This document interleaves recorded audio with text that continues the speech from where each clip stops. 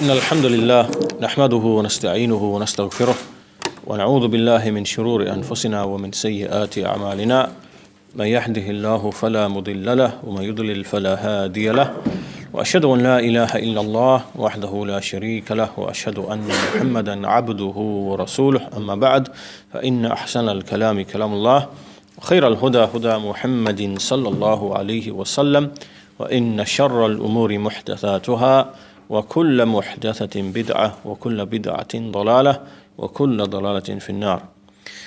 So we still with the topic of al-qadr, and in the previous lesson we looked at some of the statements from some of the scholars such as Shaykh Saalih, al-Fawzaan, Shaykh al-Albani, Shaykh ibn Baz, rahimahumullah, on this topic of the knowledge of Allah, the ilm of Allah, the qudrah of Allah, the mashi'ah of Allah subhanahu wa ta'ala, and how everything comes under the knowledge, the will, the qudrah, the creation of Allah subhanahu wa ta'ala.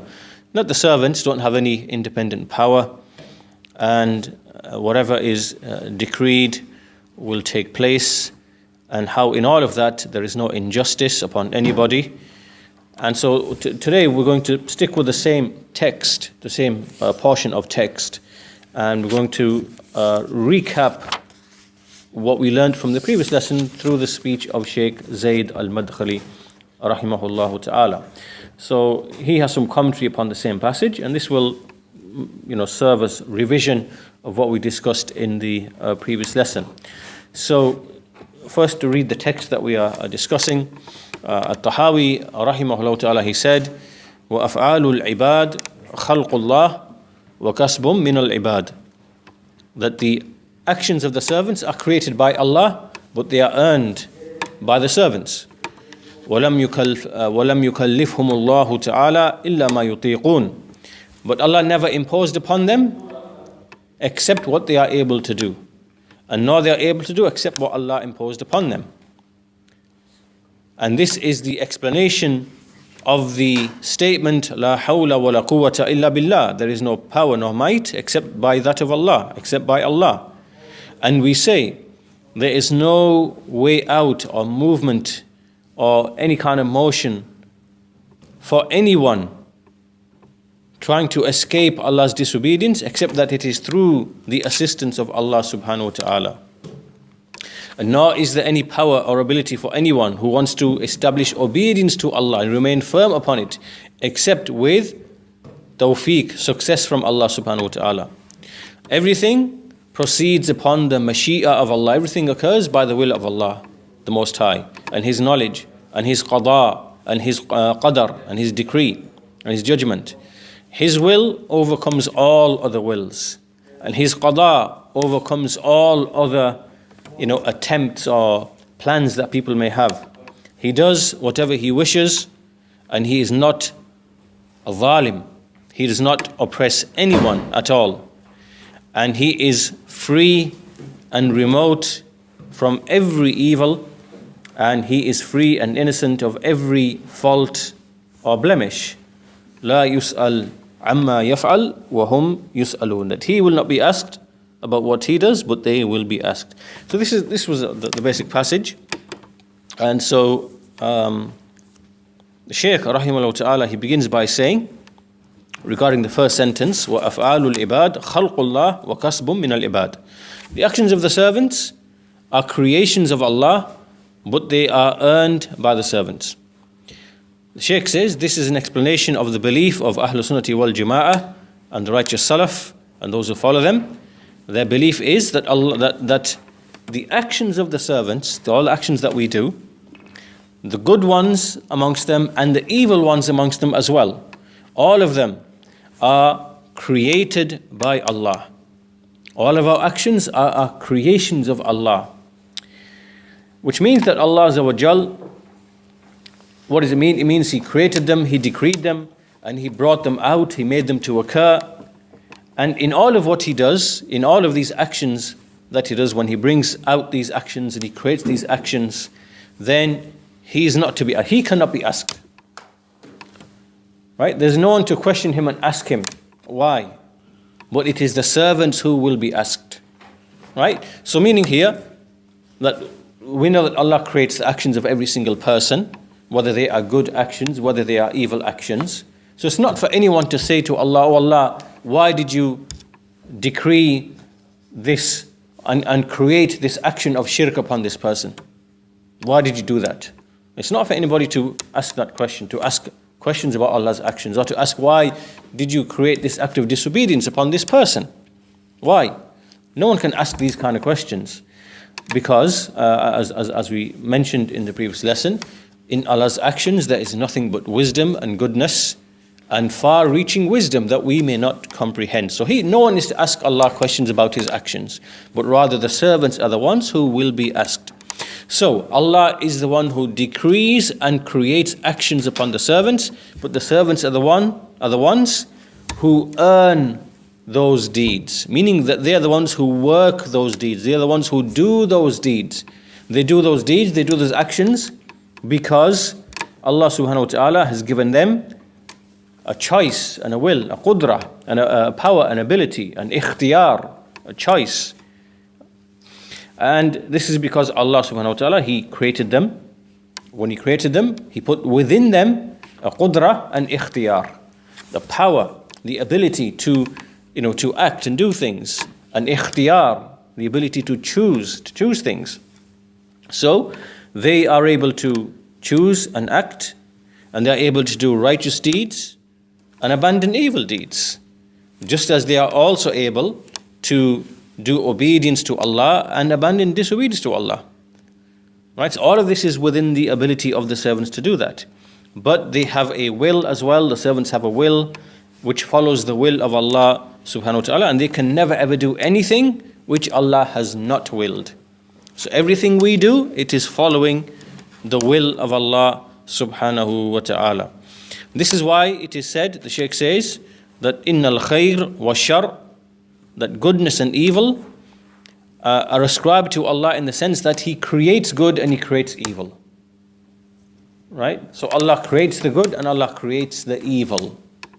Allah creates good and creates the evil. So Allah created Iblis.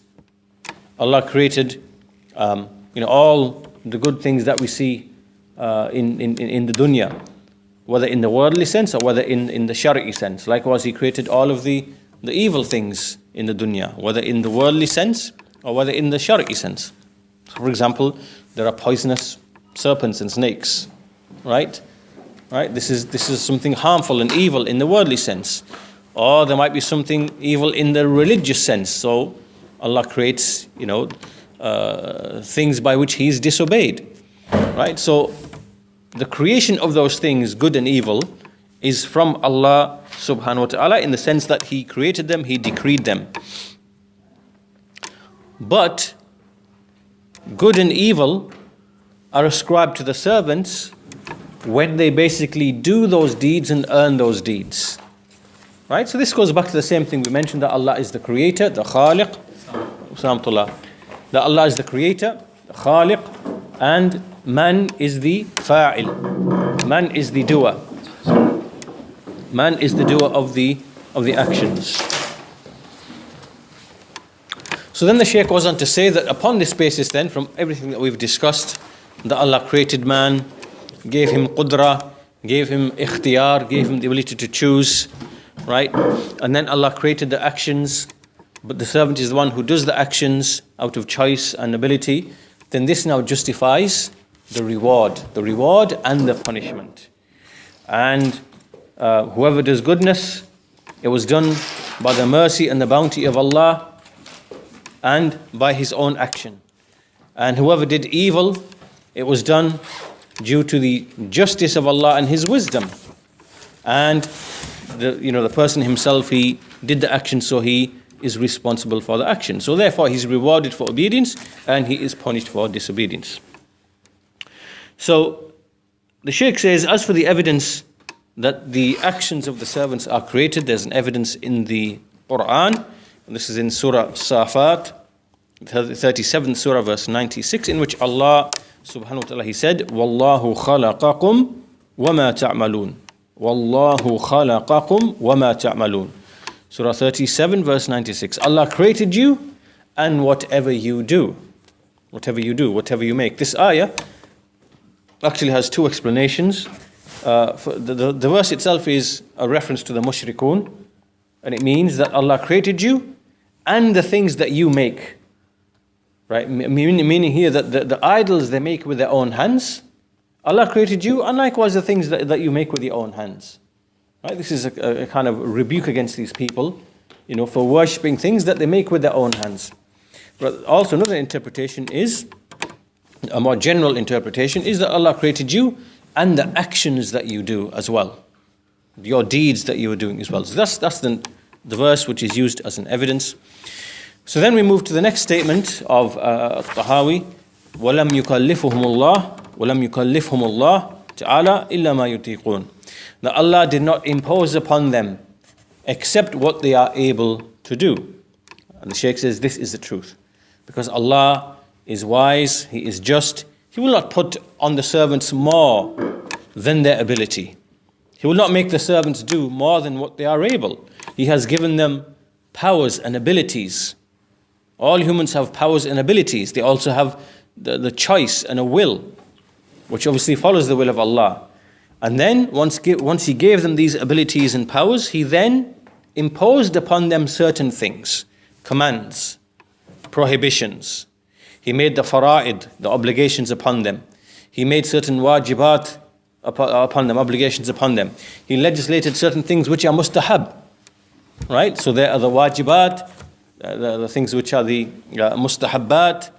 Right? There are commands, prohibitions. All of these He put upon the servants, but there was nothing that He imposed upon them that they are not able to do. There is nothing in which there is hardship for the servants.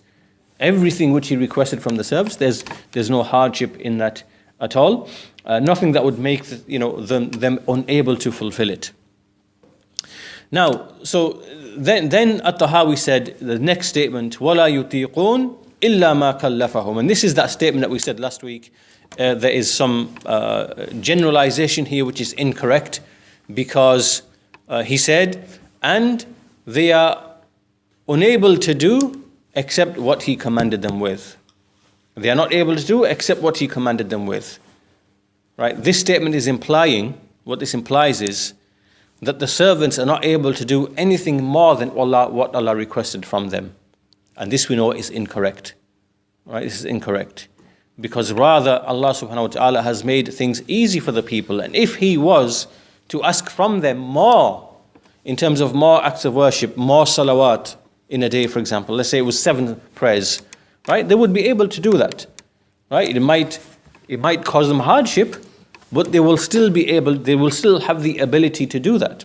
Or if they made them fast, for example, for 45 days, they would still be able to do that, even though it might involve hardship. They will still have the power and the ability to do that. So the point being that this statement of At-Tahawi is incorrect when he said, وَلَا يُطِيقُونَ إِلَّا مَا كَلَّفَهُمْ. That they are not able to do except what Allah has asked them to do. This is incorrect. Rather, the servants are able to do more than what Allah has asked them to do.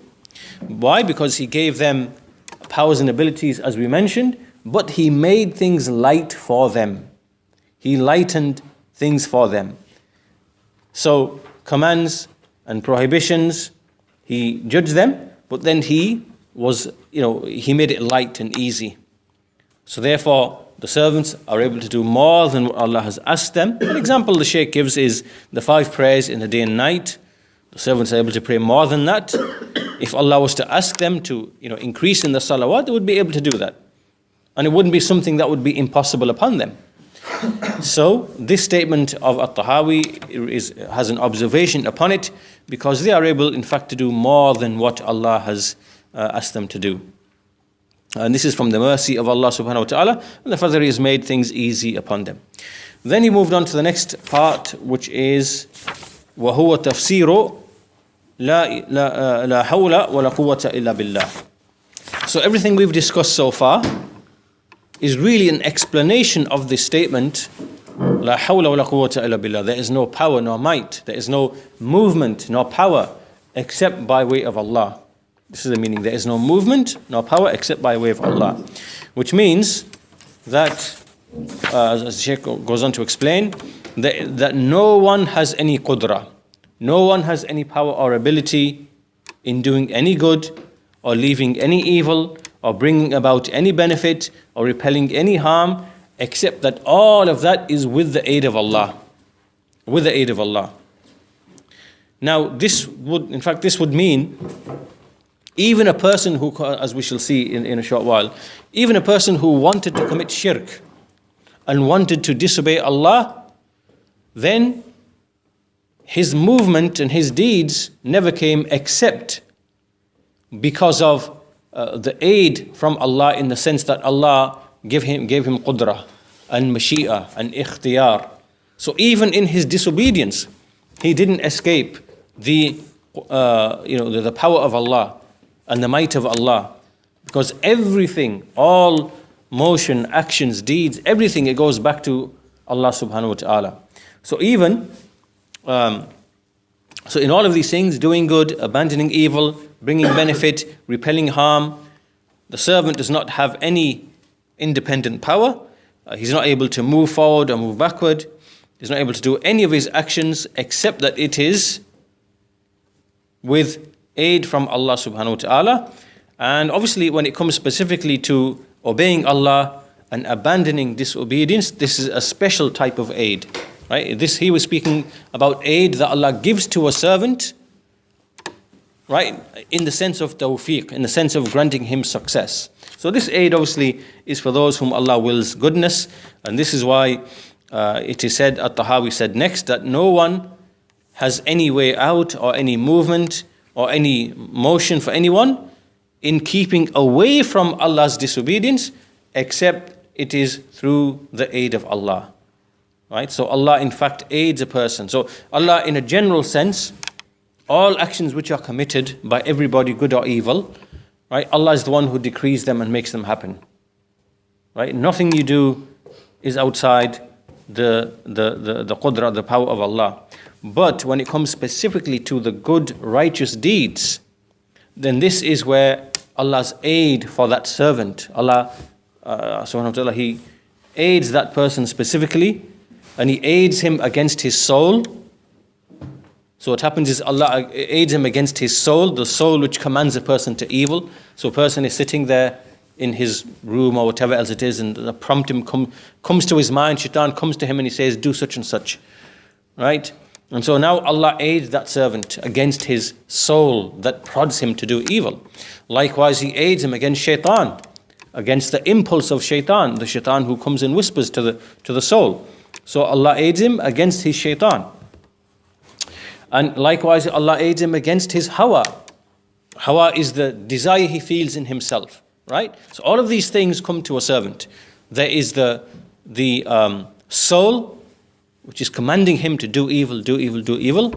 There is the hawa that he has in himself. This hawa is like the desire. He has desire, lust, and things towards things. And there's the shaitan who comes as well. All of these things work together to cause a person to disobey. So Allah subhanahu wa ta'ala, He aids a person. He gives him tawfiq. He gives him i'ana against himself, against his soul, against his shaitan, against his desire. And so He makes him abandon disobedience to Allah. This disobedience which other people call him to, which the jinn call him to, which the soul calls him to, which the hawa, his desire, calls him to, and which the shayateen call him to. And likewise, Allah aids a person in fulfilling the acts of obedience, from the greatest of which, of course, are the fara'id and the wajibat, the obligations, and likewise in keeping away from the things which are unlawful. So the point being in all of this, that no person, whether he is a disobedient sinner or whether he is an obedient, righteous person, there is no person who moves and does anything except it is by the qudra, the power and the will of Allah subhanahu wa ta'ala. This is the meaning of la hawla wa la quwwata illa billah. All of it, whether the actions of the servant or even other things like, for example, earthquakes or the wind or the rain or any other movement that is taking place that's not from the actions of men. All of that is from the hawl and the quwwah, the the power which comes comes from Allah subhanahu wa ta'ala. So the Shaykh then goes on to say that therefore no one has any qudra, no one has any ability or power, no one can repel any harm, no one can bring any benefit except when Allah aids him. And what is the sabab, what is the reason which if he was to do, then Allah will aid him? What is the sabab? And the answer to that is that it is the love of Allah Azza wa Jal and the love of the Messenger of Allah subhanahu wa ta'ala, love of his Messenger alayhi salatu wasalam, and doing what he commanded, making halal what he made halal, keeping away from what he prohibited, making haram what he declared to be haram, and making ittiba, following the Messenger of Allah sallallahu alaihi wasallam in all situations and in all his outward actions and inward actions. So anyone who adopts this way of loving Allah, loving his Messenger, right, he takes this then becomes a sabab, the way and the means by which he will receive the tawfiq of Allah, the aid of Allah. And Allah will be with him, Allah will be in his aid, and anyone who continues and remains upon these righteous deeds which relate to the rights of Allah and rights of the servants, then Allah will continue to give him tawfiq and give him i'ana. So the love of Allah is the sabab that brings a servant this i'ana, this aid and support. Then At-Tahawi goes on to say, وَكُلُّ شَيْءٍ يَجْرِي بِمَشِيئَةِ اللَّهِ تَعَالَى وَعِلْمِهِ وَقَضَائِهِ وَقَدَرِهِ, which means that everything proceeds by the will of Allah the Most High and His knowledge and His qada, His decree and His qadar. Qada, His judgment, and qadar is His decree. Shaykh says this is true, this is truth, because everything, whether it is small or large, whether it is a statement, whether it is an action, all of it takes place by way of the will of Allah Azza wa Jal, because He has written in the preserved tablet every single thing, everything that He desired, everything that He willed. And so that means that everything will take place exactly as Allah has written it, exactly as it has been written. And so everything in the heavens, in the earth, in this life, after death as well, it will take place in accordance with specifically what Allah has written for each and every single servant. This is because Allah knew before He created the heavens, all of them. He knew their actions, He knew their lifespans, He knew their sustenance, He knew how they would behave, how they would conduct themselves. All of that, He had knowledge of that. He decreed it. He made a taqdeer of all of that it would happen. And so nothing will ever disagree or take place in a way other than what Allah has decreed for it to take place.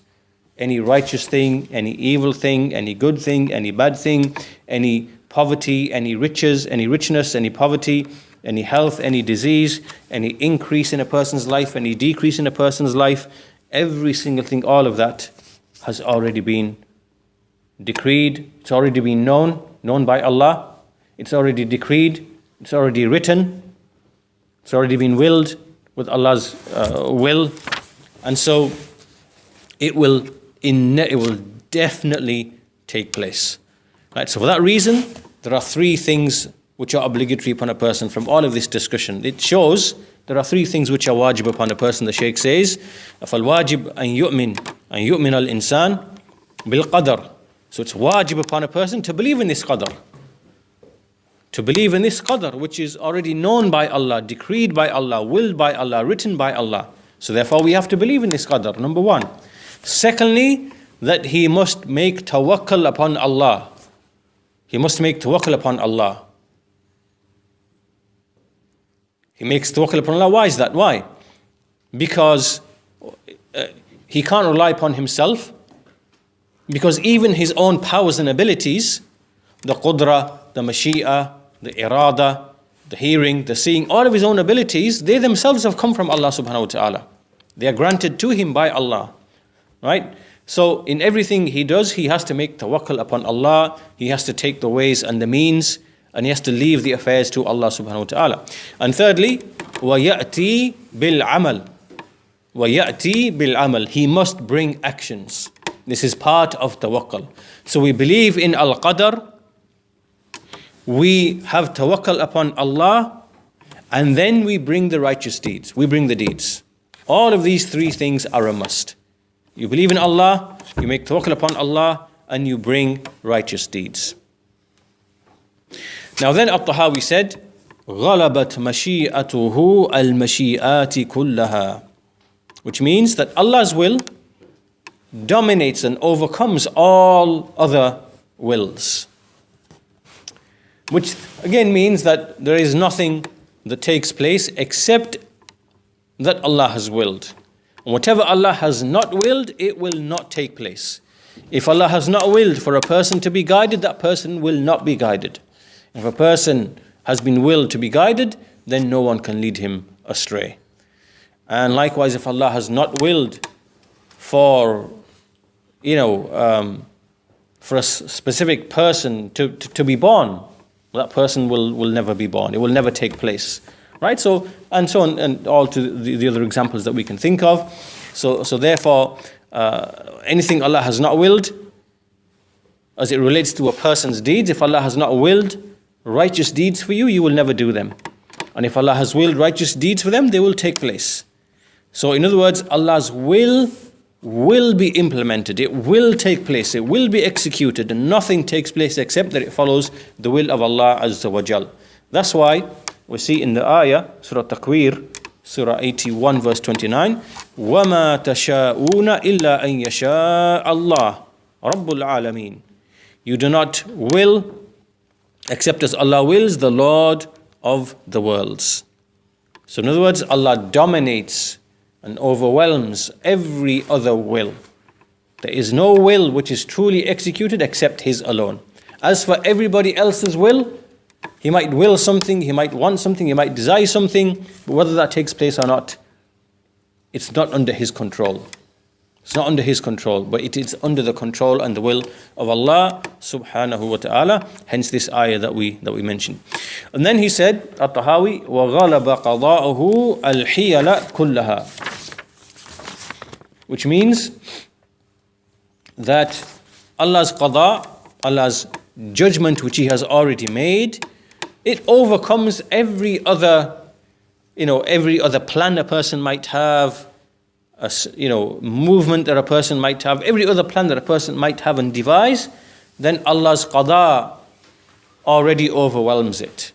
Right? So meaning, for example, you might be planning that, okay, so-and-so day I'm going to travel to so-and-so and do such and such, and so you've got plans for the entire day, for example, and then Allah's qada might have said something else. There's something else in Allah's qada. It could be you die before that. It could be you die tomorrow and you never see, Friday or whenever it is that you've got your plans. You will never see that day. So Allah's qada overwhelms and overtakes whatever plans you may have. And you will never ever be able to escape them, and never will anything take place opposed to what Allah has already decreed. So again, the same point, that everything takes place in accordance with the decree of Allah subhanahu wa ta'ala, irrespective of whether the servant has desired it or not desired, it will take place. But this knowledge is obviously hidden from the servants. So we don't have this knowledge.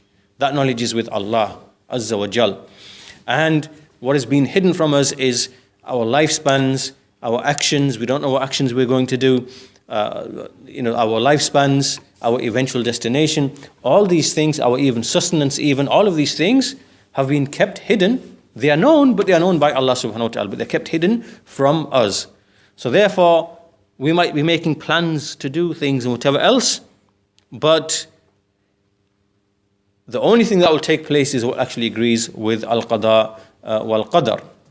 So for that reason, that knowledge which is being held away from us, because of that, we have been commanded to make tawakkul upon Allah and strive to do the actions. Right? So we don't have that knowledge.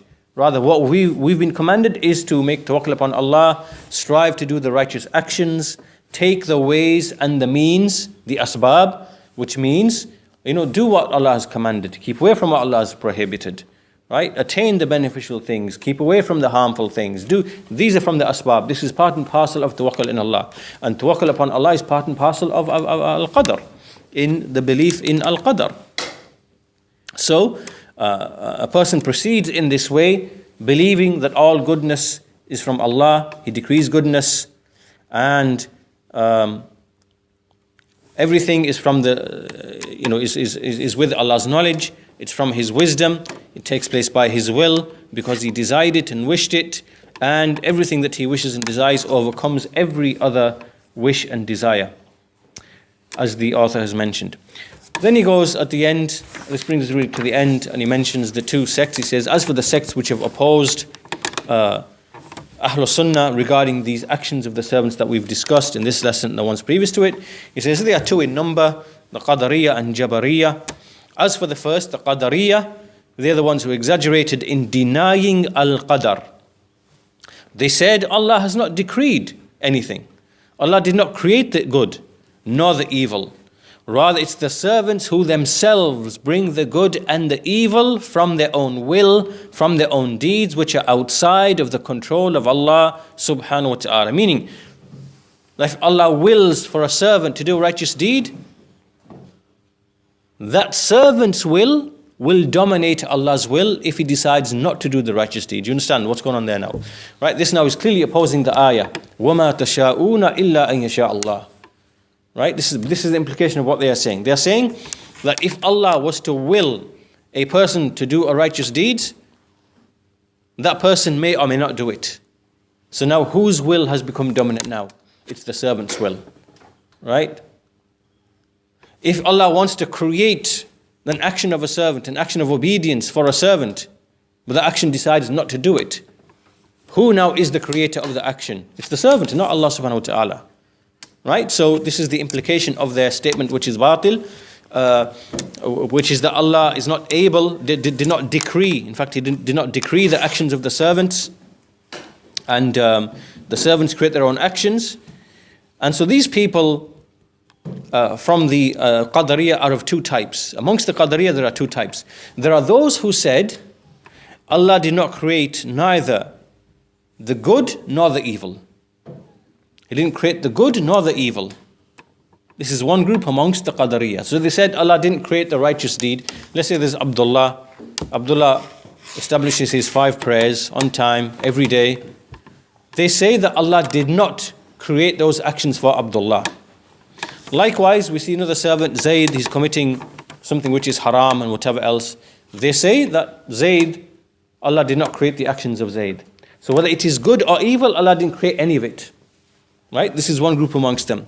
Then another group amongst them said, actually, Allah did create the good. Allah creates the actions which are good, but He does not create the evil. Allah doesn't create the evil.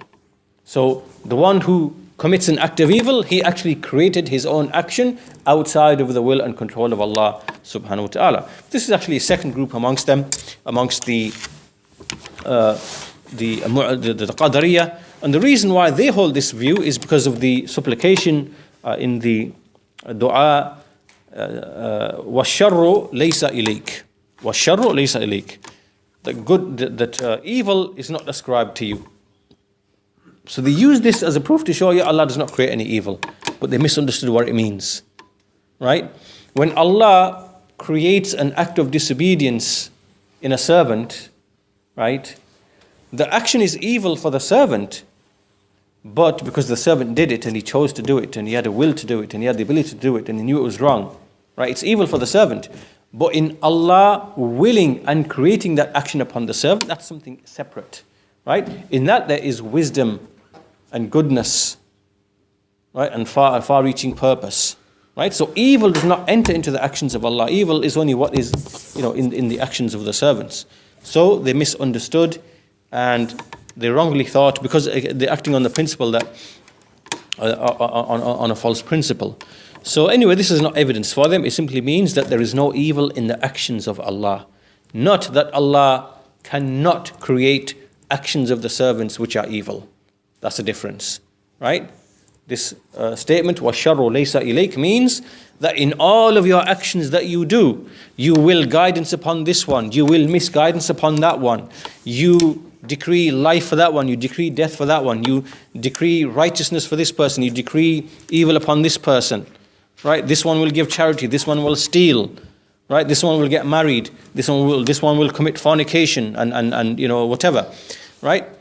In all of these, that what Allah decrees and creates, all of that, there's no evil in any of that. Rather, these actions from Allah, in His act of decreeing them, there's nothing but wisdom and justice. But the evil is in the deeds and actions of the servants when they do them. So, anyway, they have no evidence for that. So that's the first group, the Mu'tazila, the Qadariyah, deny al-Qadr. Some of them say Allah does not create the good or the evil. Some of them say Allah does not create the evil, but He does create the good. Right? Both are misguided. And the second group, who are on the other side of the Qadariyah, they are the Jabariyah. They are the ones who exaggerated in negating the actions of the servants. The fact that the servants do their own actions. They say that Allah Azza wa Jal, He is the doer of the actions in reality. He does the actions, He performs the actions. And this is batil, this is false. Right? Because when a servant prays, it is the servant who is praying.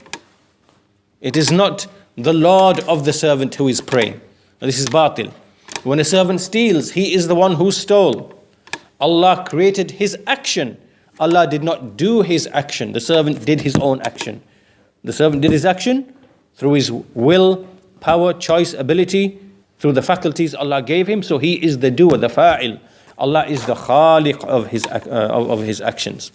So then, they then go on to say that the servant, we see the servant doing his action, but it's really just metaphorical. It's a majaz. He's not doing it in reality, but it appears to us that he's doing it. Right? It's not really his action, rather the action is that of Allah subhanahu wa ta'ala. So in essence, the reality of their saying, what is the reality of their saying? They are saying that a person is being forced to do what he is doing. Right? He's being forced to do what he's doing. But if you take this a step further, it also means that Allah is a zalim when He punishes this servant for doing the actions of disobedience which Allah Himself made him do. And this is batil. Allah is free and exonerated from this batil that they are upon, from accusing Allah of zulm and that He is oppressive to His servants. This is batil. Allah is free and innocent. Rather, He is adil, He is just. He is just upon His servants. So if you say that Allah forces His servants to do evil and the servants have no independent, this means therefore that when Allah comes to punish them, He punished them for something that He forced them to do with no choice or ability, with no choice at all. And this we know is batil, is false, and this is a fabrication against Allah subhanahu wa ta'ala. It is opposition to the way of Ahlul Sunnah wal Jama'ah. And both these groups, these perishing, destroyed groups, both their statements are false, as you can see. There is no basis for them at all. There's no validity for them at all. They oppose the text of the book and the Sunnah. And, these people went astray in the issue of Allah's qada and the issue of the actions of the servants. And, Allah's mashi'ah, how everything follows the mashi'ah of Allah subhanahu wa ta'ala. This brings us to the end of the commentary of Shaykh Zayd al-Madkhali. And as I said, this is just really a revision of the issues that we raised in the previous lesson or two. So all of this brings us now, inshallah ta'ala, to the more detailed discussions that we'll start on this passage from the speech of Shaykh Saalih Aall Ash-shyakh. And so once we conclude from that discussion, then we'll move on to a separate topic. That will be the end of the discussion of al-Qadr in at-Tahawiy's creed. And as you can see, that the issue of al-Qadr has come up a number of times through the treatise, 2 or 3 times, because of the great importance of this topic and how it really is connected to many other things. You're connected to the issue of paradise, hellfire, Allah's creating inhabitants for them, for each destination, because of Allah knowing already what their deeds were going to be and what their desires were to be, and then Allah decreeing on the basis of His ilm, right? And then at the appointed time, willing and creating those deeds, and how all of that is connected to Allah's wisdom, justice, mercy, and so on and so forth. All of this is really connected. And from that you will also see that if you start making mistakes in one field of knowledge, if you make a mistake in one field of knowledge, that is going to affect many other fields of knowledge as well, right? Not only in the religious sense, but even in the worldly sense, right? And that's why in this topic of Al-Qadr, you see some of these groups making huge mistakes. They start with something that pertains to the religion, and then they are forced to oppose something that even is in terms of the dunya, right? Like the Ash'aris, for example, because they are Jabariyah, right?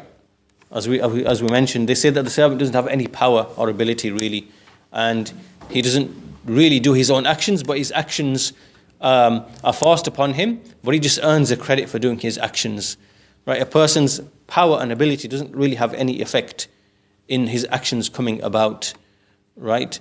That's like the gist or essence of what they are saying, right? This then leads them to apply the same principle to all other things, like, does water have an inherent property of quenching thirst? Does food have an inherent property of removing your hunger? Right? These are the asbab, ways and means. So they went astray in that as well because of this issue. Right? So this shows that you can make a mistake in Aqeedah and it will impact other fields of Aqeedah as well. Right? And even in some cases you will even start making mistakes and opposing aql, opposing reason in the worldly affairs as well. Right? And that's why many of these groups went astray. As Shaykh Islam Ibn Taymiyyah says, that they, basically they opposed the Sharia, and likewise they opposed aql as well. So this is why the topic of qadr is so important, because it really affects everything.